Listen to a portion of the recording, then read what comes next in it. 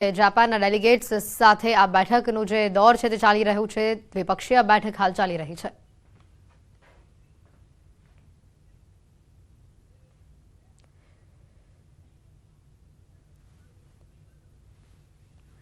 प्रधानमंत्री नरेन्द्र मोदी गांधीनगरना महात्मा मंदिर खाते पहोंच्या छे। राज्यना मुख्यमंत्री भूपेन्द्र पटेल पण महात्मा मंदिर खाते पहोंच्या छे।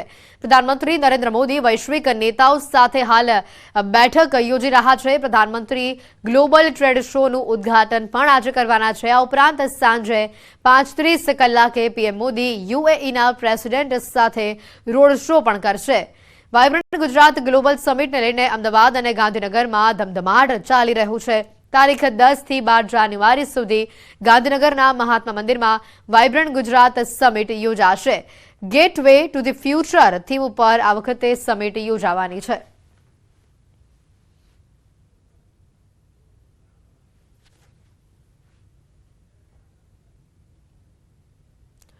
वाइब्रન્ટ गुजरात ग्लोबल समिट दरमियान विदेशी मेहमानों माणशे भारतीय व्यंजनों स्वाद। खास करीने गुजरातनी ओळख समा खाखरा, पात्रा, फाफड़ा अने वाटीदाळना खमण, सेव खमणी अने गांठियानो स्वाद आ मेहमानो माणशे। तो महाराजा स्पेशियल नामनी वेलकम ड्रिंक थी लईने डेजर्ट सुधीनी वानगीओ साथे हाई टी अने लंचमां आपवामां आवशे।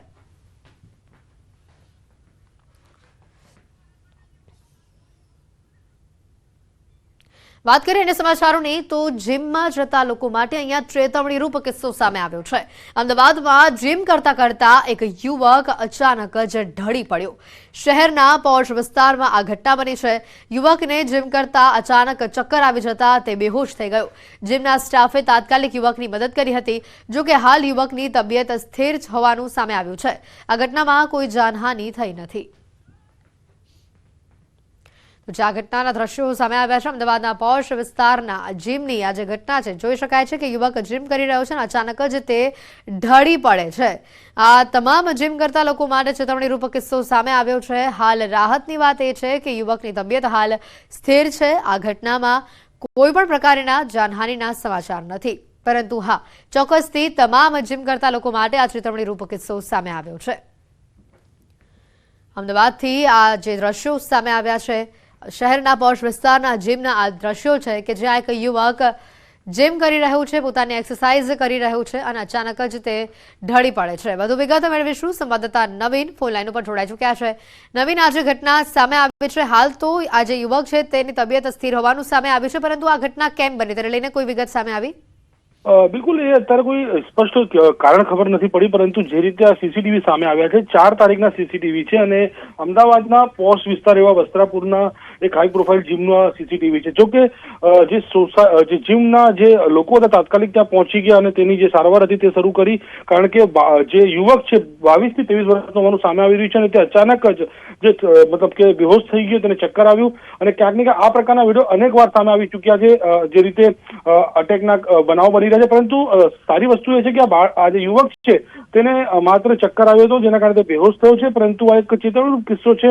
જે પણ લોકો જીમમાં જતા હોય છે અને જે એક્સરસાઇઝ કરવા માટે જીમનો ઉપયોગ કરતા હોય છે। જી નવીન, આભાર માહિતી બદલ। જૂનાગઢના વંથલીમાં ધણકુલિયા ગામમાં સિંહના આંટાફેરા જોવા મળ્યા છે। સિંહના આંટાફેરાના દ્રશ્યો સીસીટીવી કેમેરામાં કેદ થયા છે। રાત્રિના સમયે સિંહના ગામમાં આવવાના કારણે જે ભયનો માહોલ છે તે લોકોમાં ફેલાયેલો જોવા મળી રહ્યો છે। સિંહ દેખાતા શ્વાનોમાં દોડધામ મચી હતી।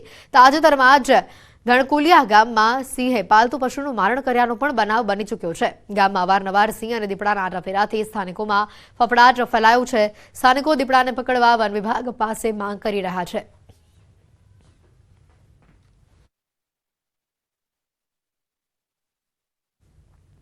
અમરેલી જિલ્લાના રેવન્યુ વિસ્તારમાં પશુઓના આંટાફેરા વધી રહ્યા છે। જાફરાબાદના કાગવદર ગામમાં દીપડો આવી ચડ્યો।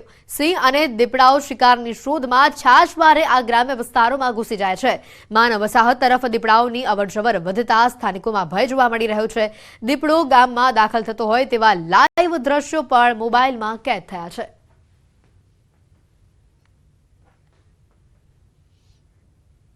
દ્વારકામાં યોજાયેલા લોક ડાયરામાં ચલણી નોટોનો વરસાદ થયેલો જોવા મળ્યો। એનડીએચ ગ્રાઉન્ડ ખાતે લોક ડાયરામાં ચલણી નોટોનો વરસાદ થયો। આઈ સોનલમાના શતાબ્દી મહોત્સવ અંતર્ગત યોજાયેલા ભવ્ય લોક ડાયરામાં નોટોનો વરસાદ થયો।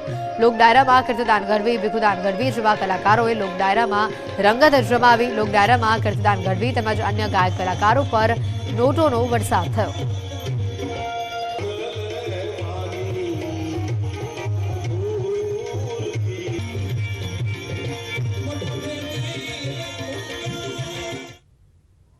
જૂનાગઢના ગિરનાર પર્વત પર ભારે પવનના કારણે રોપવે સેવાને અસર પહોંચી રહી છે। ગત રાત્રિથી ફૂંકાઈ રહેલા ભારે પવનના કારણે રોપવે સેવાને બંધ કરવામાં આવી રહી છે। 70 કિલોમીટરની ઝડપે હાલ પવન ફૂંકાઈ રહેલા તેના કારણે યાત્રિકોની સલામતીને ધ્યાનમાં રાખીને રોપવે સેવાને બંધ કરી દેવામાં આવી છે।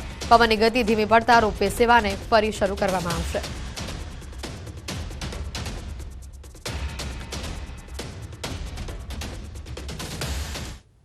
તો આ તરફ પંચમહાલ જિલ્લામાં પ્રેમી પંખીડાના મૃતદેહ મળી આવતા ખળભળાટ મચી ચૂક્યો છે। શહેરા તાલુકાના લીંબોદરા ગામે ગુમ થયેલા પ્રેમી પંખીડાના મૃતદેહ જંગલમાંથી મળી આવ્યા। પોલીસે સ્થળ પર પહોંચી તપાસ હાથ ધરતા જાણવા મળ્યું કે મૃતક યુવકે સોશિયલ મીડિયામાં પોતાની પ્રેમિકાની આત્માને શાંતિ મળે તેવી પોસ્ટ મૂકી હતી અને ત્યારબાદ આ જ પ્રેમીએ ધારદાર ચપ્પા વડે પ્રેમિકાનું ગળું કાપી ઘાતકી હત્યા કરી પોતે પણ ગળે ફાંસો ખાઈ જીવન ટૂંકાવી લીધું। પ્રેમમાં ભરાયેલા આ પગલાથી પરિવારમાં શોકનો માહોલ છે। જોકે પ્રેમ એ પ્રેમિકાની હત્યા કરી કેમ અને આ પગલું શા માટે ભરવામાં આવ્યું તેને લઈને પોલીસ હાલ તપાસ કરી રહી છે।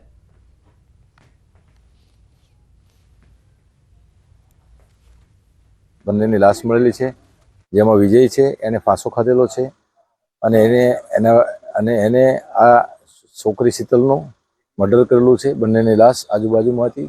મરણ જનાર વિજયની લાશ લટકતી હતી। ફોરેન્સિક ટીમને સ્થળ પર બોલાવવામાં આવેલી છે અને નિયમ મુજબની આગળની કાર્યવાહી ચાલુ છે। બનાસકાંઠાના ધાનેરાની નાની ડુગડોલ પ્રાથમિક શાળાનો મામલો સામે આવ્યો છે। મધ્યાહન ભોજન બાદ કેટલાક બાળકોની જીભ કાળી પડી ગઈ હોવાની ઘટના સામે આવી છે।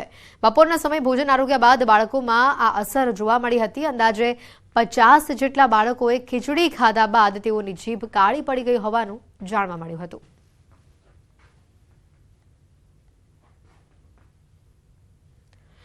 શેર બજારમાં જોરદાર ઉછાળો જોવા મળી રહ્યો છે। સેન્સેક્સ નિફ્ટીમાં જોરદાર ઉછાળો જોવા મળ્યો છે। સેન્સેક્સ 71,000ને પાર થયું છે તો નિફ્ટીમાં પણ તેજી જોવા મળી છે।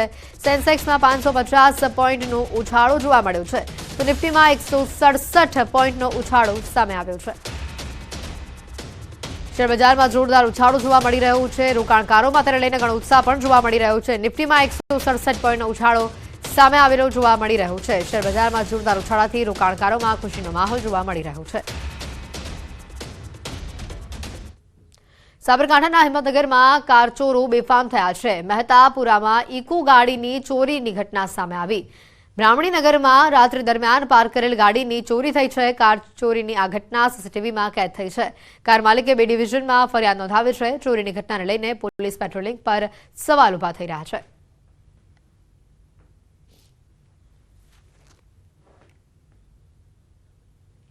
તો આ તરફ રાજકોટના ગાંધીગ્રામ વિસ્તારમાં યુવકની ઘાતકી હત્યા કરવામાં આવી છે।